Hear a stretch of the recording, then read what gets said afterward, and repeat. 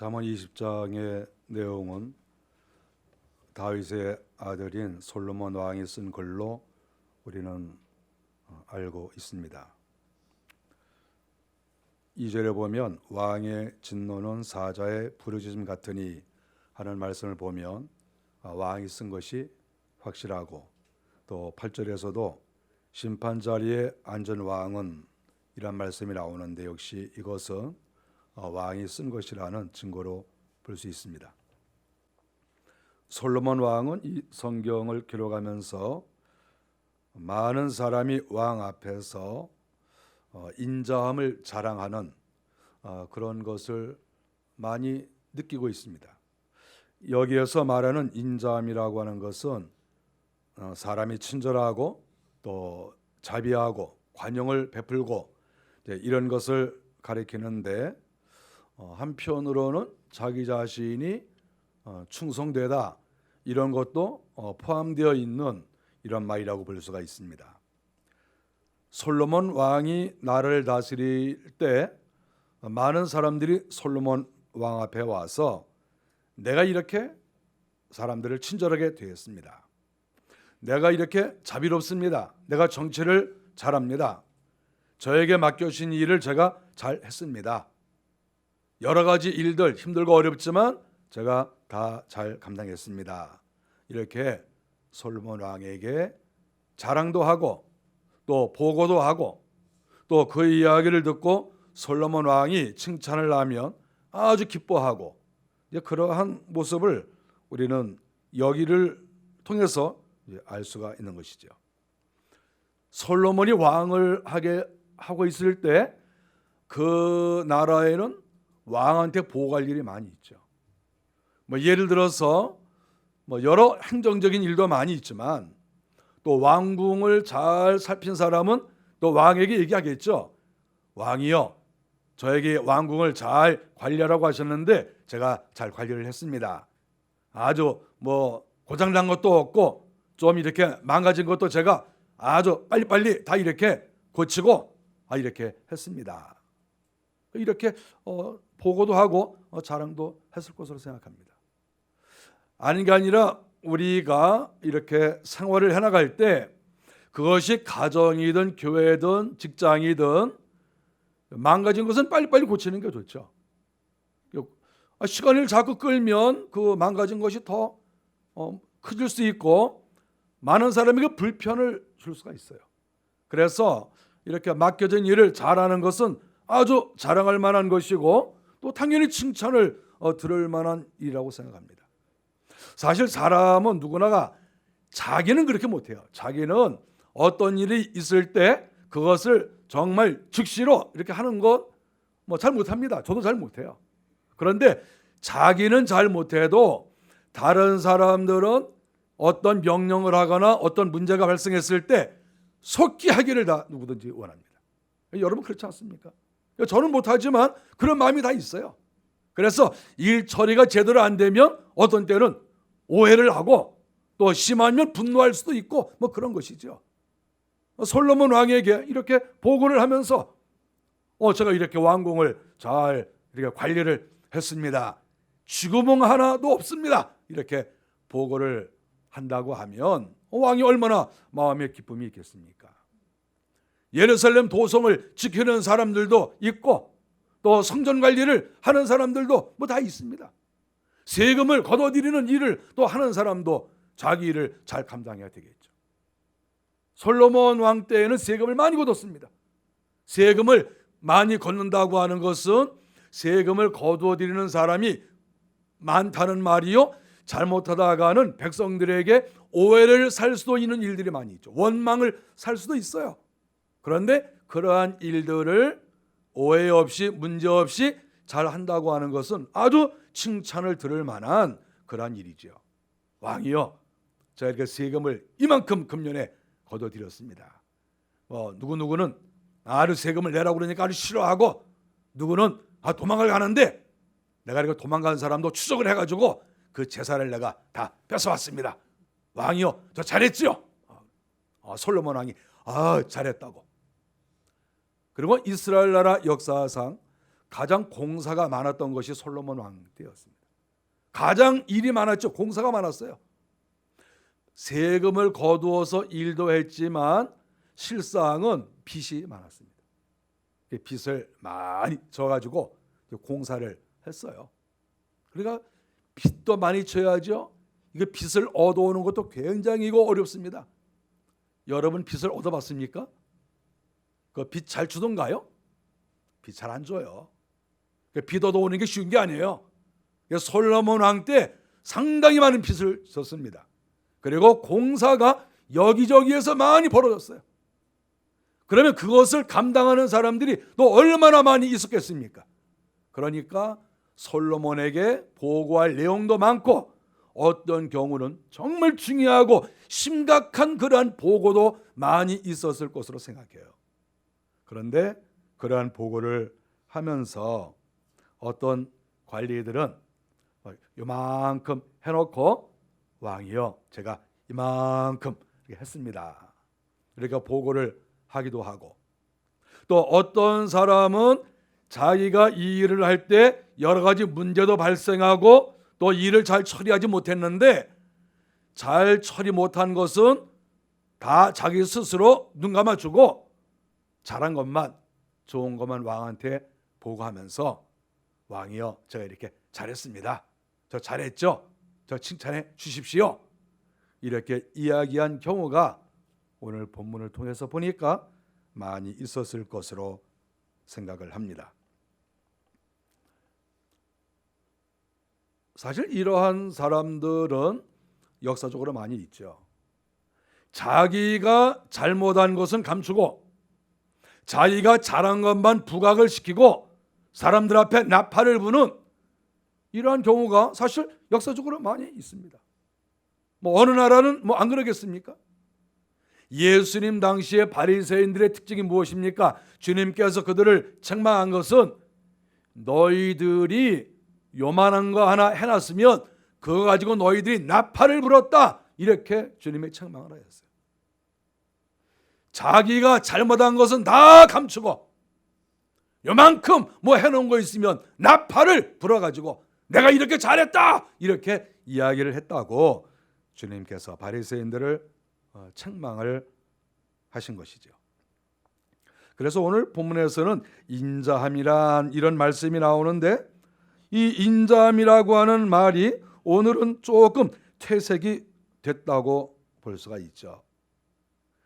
많은 사람이 각기 자신의 인자함을 자랑하나니, 원래 인자라고 하는 것은 친절하고 자비하고 관용하고 좋은 의미인데, 지금 솔로몬 왕이 이 본문을 보면서 인자함을 자랑하나니 이렇게 말을 함으로 인해서 인자함이라고 하는 것이 약간 퇴색이 되고 인자함이 약간 좀 이렇게 값어치가 떨어지는 이런 일이 발생을 한 것이라고 볼 수가 있습니다. 왜 그런 일이 있습니까? 그 인자함은 숨어 들어가는 것이고, 그 인자함은 다른 사람들이 알아주는 것이고 다른 사람들이 칭찬을 해야 되는 것인데, 이것을 자기 스스로 내세우게 될 때, 그리고 그 인자함을 오히려 이용하고 인자함을 통해서 왕에게 환심을 사고 거짓된 친절과 거짓된 자비를 행할 때 그 인자함이라고 하는 아름다운 것이 색깔이 더럽게 오염이 되었다. 이것을 오늘 성경이 가르쳐주고 있습니다. 왜 사람들이 솔로몬 왕에게 자기의 인자함을 보여주려고 했겠습니까? 거기다 이유가 있겠죠. 왜냐하면 왕에게 잘 보이면 왕이 자기에게 좋은 것을 주시지 않겠어요? 땅을 주든지 재물을 주든지 노비를 주든지, 그렇지 않으면 벼슬을 올려주든지, 어떤 사람은 잘해서 벼락 출세를 할 수도 있죠. 왕 앞에 잘 보이면 그럴 수가 있는 거예요. 그러니까 온갖 거짓말을 하면서 쥐꼬리만한 공적을 크게 부풀리면서 왕에게 이야기를 하고 있는 그러한 것을 솔로몬 왕이 다 알고 있는 것이죠. 그래서 그 다음 6절에 보니까 솔로몬 왕이 말하기를 내가 보니까 정말 진실로 인자하고 진실로 충성된 사람을 만나보기가 어렵다, 이렇게 얘기를 하고 있습니다.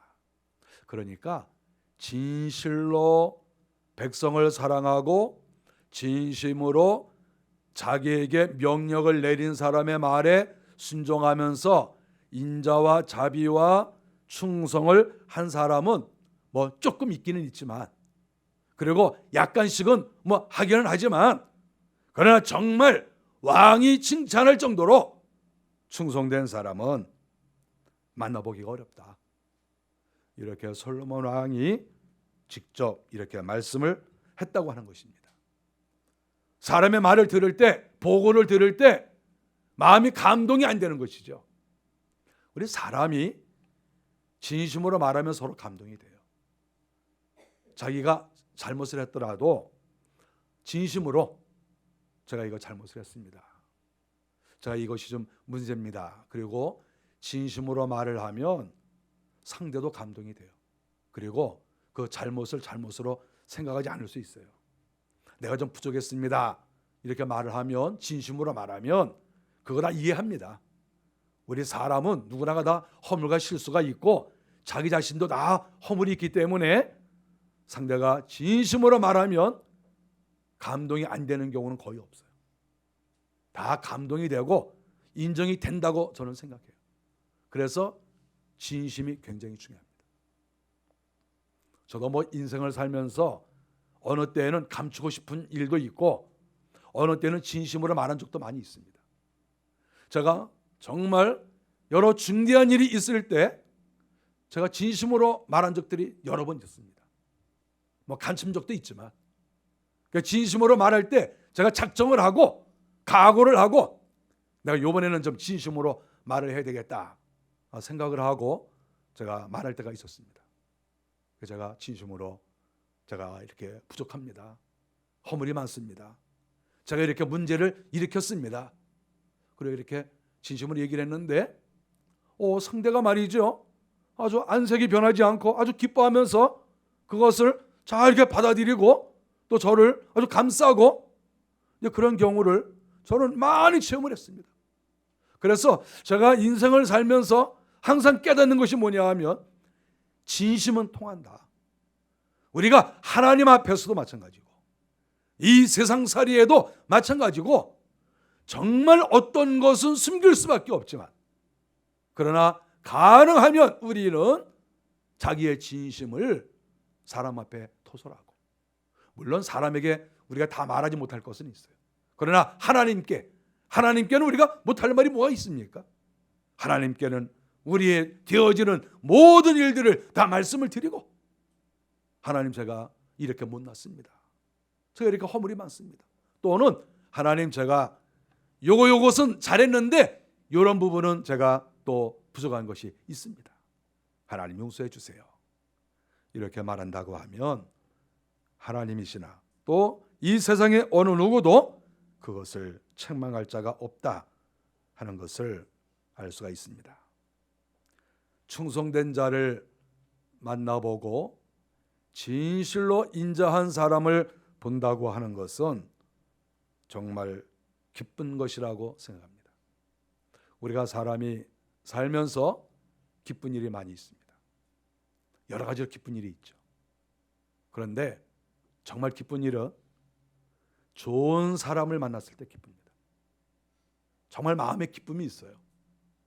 좋은 사람을 만나면 하루 종일 같이 있고 싶고, 좋은 사람을 만나면 10년, 20년, 30년 친구하고 싶은 마음이 있어요.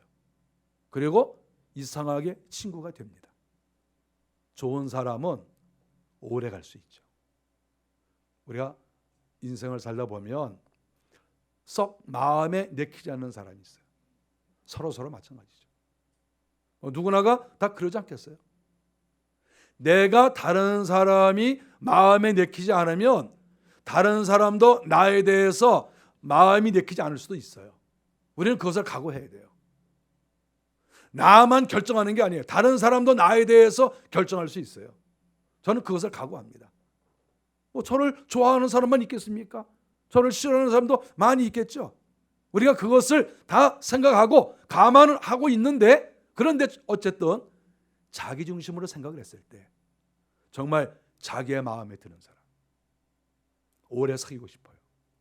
자기 마음에 드는 사람, 오랜 세월 20년, 30년, 40년 함께 하고 싶습니다. 그리고 죽는 순간에도 친구가 보고 싶다고 말을 하고, 아무개가 보고 싶다 이렇게 얘기를 하고, 그 친구를 만나고 나서는 정말 내가 이 땅에 와서 너를 만난 것이 정말 내가 행복하고 기쁘다. 내가 너를 보고 죽으니 정말 내 마음이 기쁘다. 더 이상 소원이 없다. 그리고 딱 죽을 수 있다고 하면 얼마나 좋을까? 이런 생각도 제가 많이 합니다. 저는 이렇게 가끔 죽는다는 생각을 하면서 제가 그런 생각을 해요. 내가 만일에 죽게 된다고 하면, 그리고 내가 정신을 내가 차린 가운데 죽는다고 하면 내가 어떤 사람이 보고 싶을까? 그 생각을 제가 좀 해봅니다. 누가 보고 싶을까? 그리고 내 옆에 있는 사람들에게 내가 누가 보고 싶으니까 좀 그 사람을 좀 데리고 오라고 이렇게 말할 수 있는 사람은 누굴까? 그리고 내가 보고 싶다고 했을 때 비행기를 타고 온다든지 기차를 타고 나한테 올 수 있는 그런 사람은 또 누가 있을까? 그런 생각들을 이렇게 해보게 됩니다.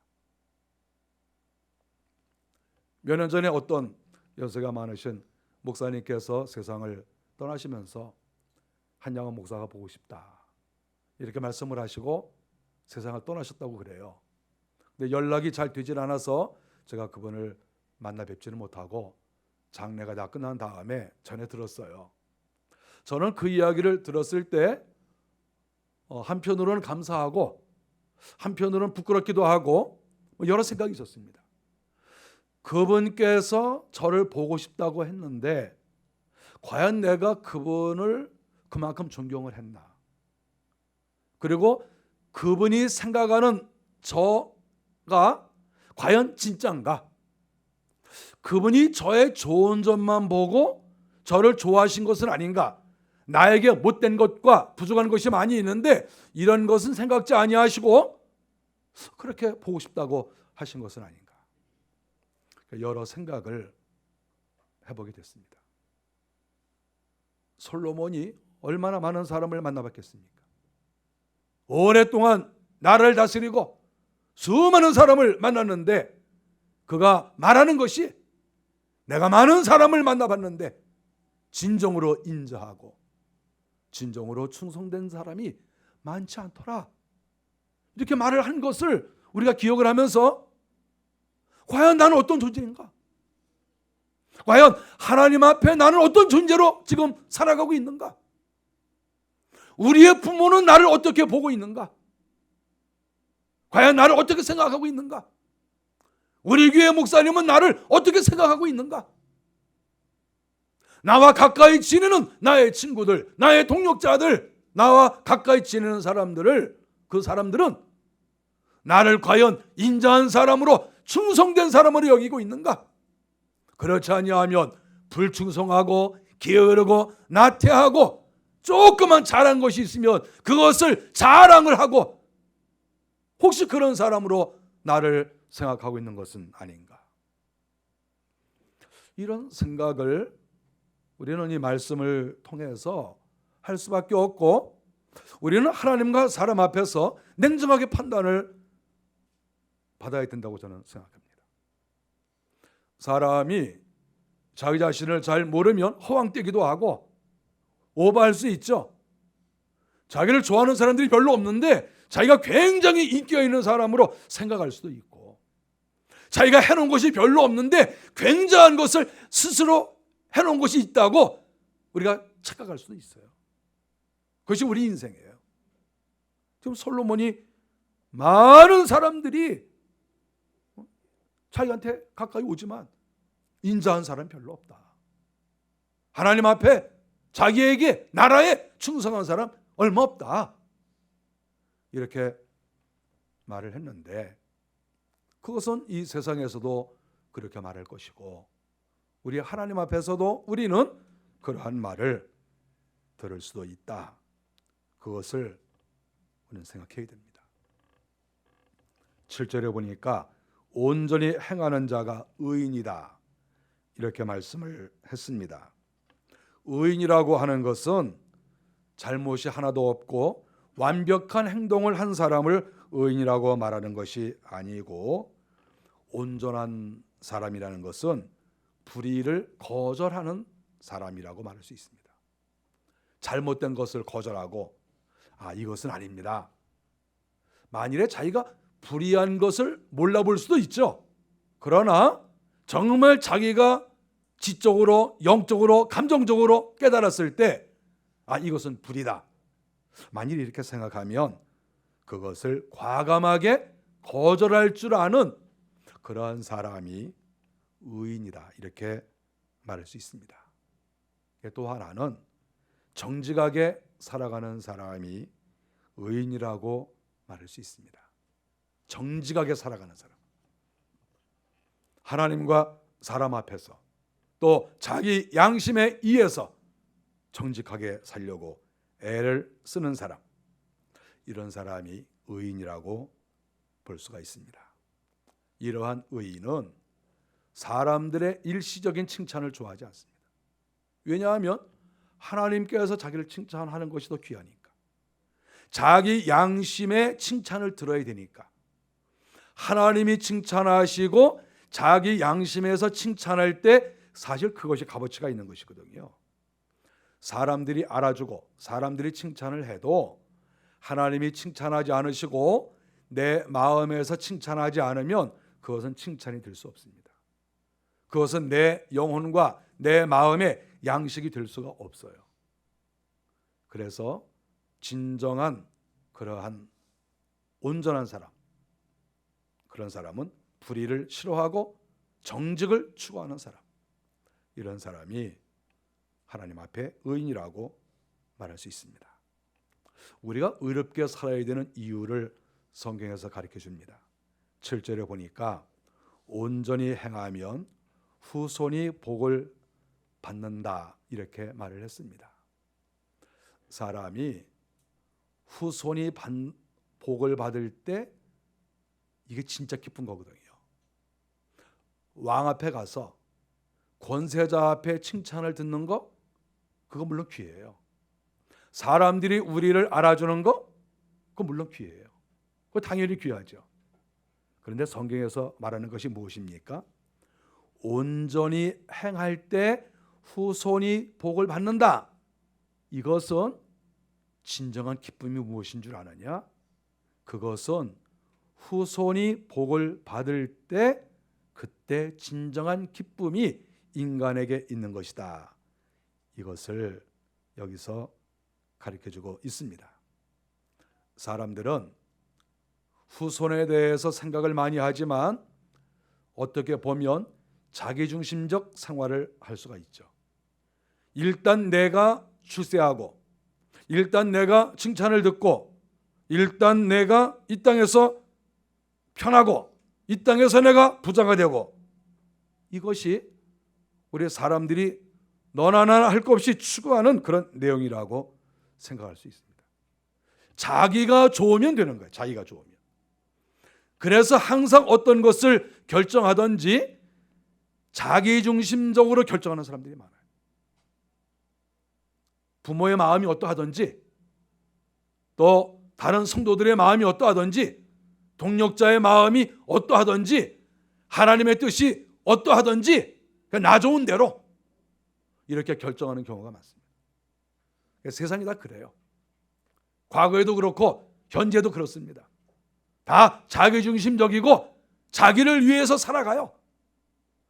그런데 말이죠, 성경은 자기를 위해서 살아가는 사람, 자기 이익을 위해서 살아가는 사람을 칭찬하지 않아요. 그리고 그런 사람들이 결국 복을 받느냐 하면 그렇지도 않아요. 오늘 성경에서 솔로몬 왕이 말하는 의도가 뭡니까? 진정한 기쁨이라고 하는 것. 우리가 의를 행하고 온전하게 행하고 말씀대로 살면 하나님께서 어떻게 행하시느냐? 그것은 후손이 복을 받는다. 이렇게 말씀을 합니다. 후손이 이 땅에 많이 번성하고 또 그 후손들이 이 땅에서 하나님과 사람들 앞에 칭찬을 들을 때 진정한 기쁨이 그 속에 있다는 것을 성경은 가르쳐주고 있습니다. 그래서 우리 성도들은 우리가 결혼을 한 사람이든 또 하지 않은 사람이든 늘 마음속에 하나님께서는 축복된 사람에게 후손을 주시고 그리고 그 후손을 잘되게 하신다, 이러한 생각에서 우리는 떠나면 안 돼요. 항상 이 마음을 갖고 있어야 돼요. 우리가 아직도 결혼하지 않은 사람들도 많이 있는데 결혼하지 않은 사람들은 항상 마음속에 내가 나를 위해서 결혼하지 않는 사람도 있는데 정말 나를 위한다고 하면 내가 결혼을 해서 후손을 갖겠다, 이런 생각을 해야 돼요. 정말 나를 위하는 것이 뭐냐? 그것은 후손이 없이 나 혼자 편안하게 사는 것이 아니고 하나님의 말씀 가운데 결혼을 하고 그래서 후손을 얻고 그 후손을 그리스도 안에서 아름답게 잘 자라게 하는 것, 이것이 복 중에 복이라고 하는 것을 우리는 잊어서는 안 됩니다. 편안하게 자기 혼자 사는 것 절대 복이지도 않고 또 살아보면 거의 다 후회합니다. 역시 하나님께서 만들어 놓으신 창조의 원리, 남자와 여자가 부모를 떠나서 하나가 되고 결혼을 해서 자녀를 갖는 것, 이것은 큰 복입니다.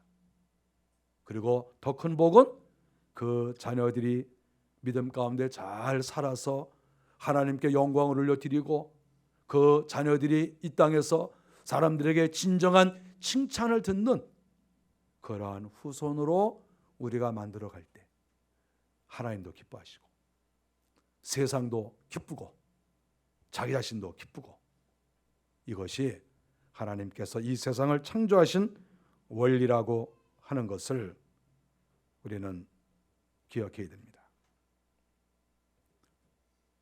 자식을 낳지 않은 사람들, 제가 가만히 보면 강아지를 좋아합니다. 저는 많이 생각을 해요. 강아지를 키우는 게 나을까? 자식을 키우는 게 나을까? 요 사이는 워낙 이런 강아지 또는 애완견, 요새는 애완견이 아니라 이제 급수가 많이 높아져서 반려견님이 되셨어요. 이제 반려견에서 이제 조금 지나면 이제 우리 집의 가장이 되실 수가 있어요. 아주 이렇게 대우를 받는 그런 세상인데 저도 생각을 많이 합니다. 과연 어떤 것이 좋은 것인가? 어떤 것이 하나님이 기뻐하시고 나의 행복을 위해서 정말 어떤 것이 정말 옳은 선택인가 생각할 때 후손을 많이 갖는 것이 진정한 축복입니다. 저는 강아지를 아무리 봐도 그래 사랑스러운 마음이 안 생겨요. 강아지를 아무리 봐도 같이 자고 싶은 마음이 안 생겨요. 저는 지금까지 한 번도 강아지를 끌어안고 잡은 적이 없어요. 왜 이렇게 강아지를 좋아할까? 물론 좋아할 수도 있죠. 좋아할 수 있는데 그런 마음과 그런 어떤 애정이라고 하면 하나님이 창조하신 원리에 따라서 내가 자녀를 갖고 그 자녀를 그렇게 애지중지 잘 키우면 그 자녀가 얼마나 그 사랑을 충만히 받고 그 부모의 사랑을 받고 이 땅에서 잘 자랄 수 있을까? 이제 그런 마음을 갖게 됩니다. 하나님께서 가장 기뻐하시는 것은 이 땅에 태어난 모든 사람들이 결혼을 해서 훌륭한 가정을 꾸리고 훌륭한 가문을 형성하고 하나님을 기뻐하면서 살아가게 하는 것, 이것이 하나님께서 가장 기뻐하시는 일이다 하는 것을 오늘 이 본문이 가르쳐주고 있습니다. 오늘 본문의 말씀은 솔로몬의 단순한 말씀이 아니죠. 이것은 하나님의 말씀이라고 우리는 받아들여야 합니다. 한 가지, 부모의 삶이 자녀들에게 영향을 끼친다고 하는 것을 여기서 가르쳐주고 있습니다. 하나님 앞에 의인으로 충성된 사람으로 살 때 그 후손이 복을 받는다. 그랬으니까 인생을 살아가는 그 사람들은 부모의 영향을 받는다. 이러한 논리가 여기서 성립이 되는 것이죠. 부모가 하나님 앞에서 의롭게 의인으로 완전하게 잘 살아가면 그 자식의 복을 받는 거죠. 만일에 부모가 불량한 사람으로 살고 부모가 하나님 앞에 잘못 살아가면은 그 자녀가 복을 받을 수 없다.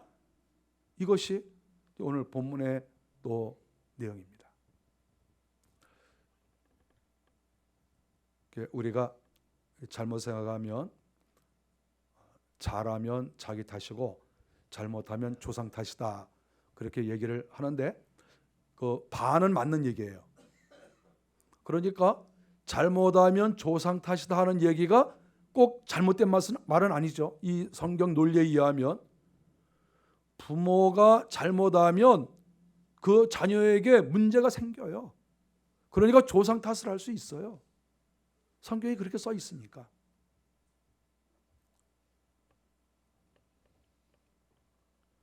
출애굽기 20장 4절부터 6절까지 보면 나를 미워하는 자의 죄를 갚되 아버지로부터 아들에게로 3, 4대까지 이르게 하거니와.